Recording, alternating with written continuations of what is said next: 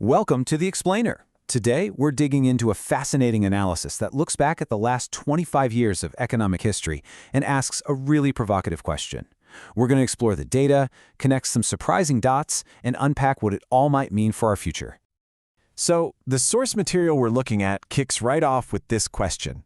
Were the huge economic shifts we've lived through, the dot-com bubble, the 2008 financial meltdown, were those all just a series of random, unlucky events? Or was there something more deliberate playing out just beneath the surface? And here's where it gets really interesting.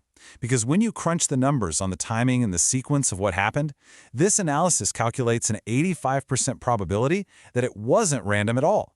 Now that's a huge claim, so let's dive in and see exactly how the source material builds that case. To really get our heads around this, we're going to break it all down step by step.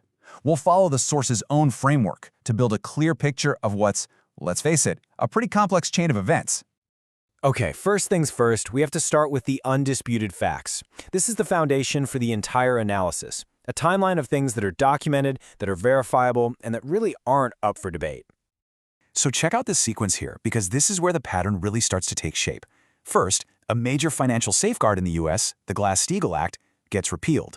Then, almost immediately, this brilliant but, let's be honest, dangerous mathematical formula gets published, paving the way for banks to bundle up risky debt into things called CDOs. And then, get this, a few years later, China's regulators ban those exact financial products inside their own country. 4 years before they blew up the global economy.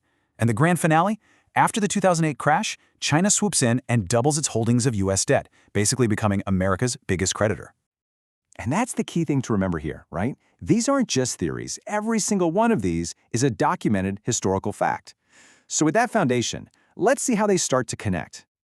All right, so we've got our timeline of events. Now comes the really fascinating part, connecting the dots. We're going to look for the statistical patterns that might be hiding here in plain sight. And wow, right off the bat we hit this number, a 95.6% correlation in the timing of these events. Now, for those of you who aren't statisticians, let me just say, that is an incredibly high number. It suggests that the sequence we just saw, deregulation, new financial tool, a defensive ban, and then a crisis, was anything but a random series of accidents. And what this sequence created is what the analysis calls asymmetric protection. I mean, think about it like this. On one side, you had Western banks absolutely loaded with trillions of dollars in these toxic assets. And on the other side, Chinese banks had literally zero exposure. Why? Because their government had the foresight to ban those instruments 4 years earlier.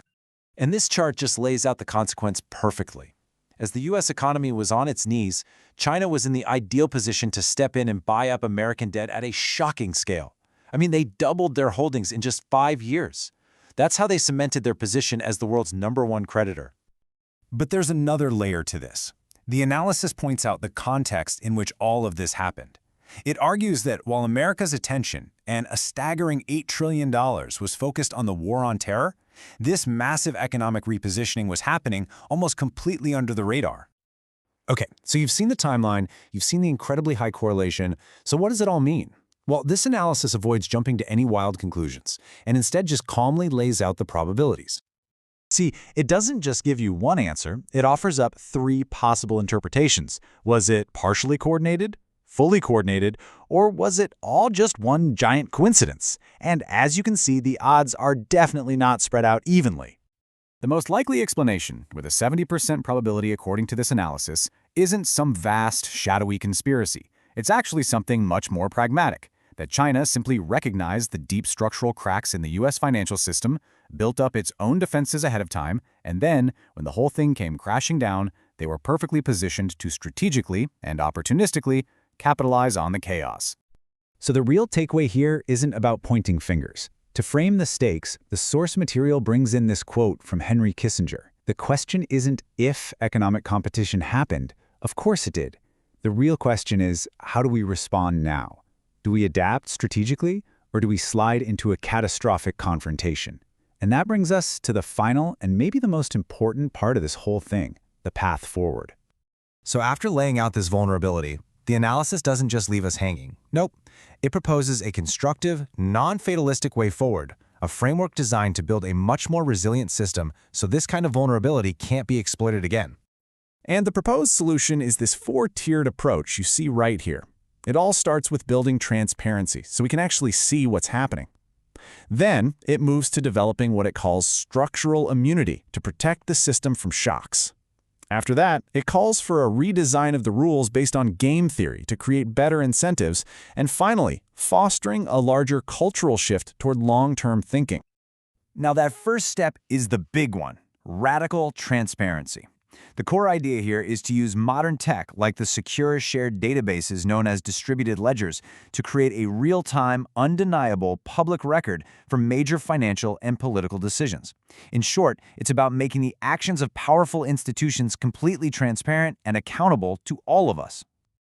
And this is the final, provocative thought the analysis leaves us with.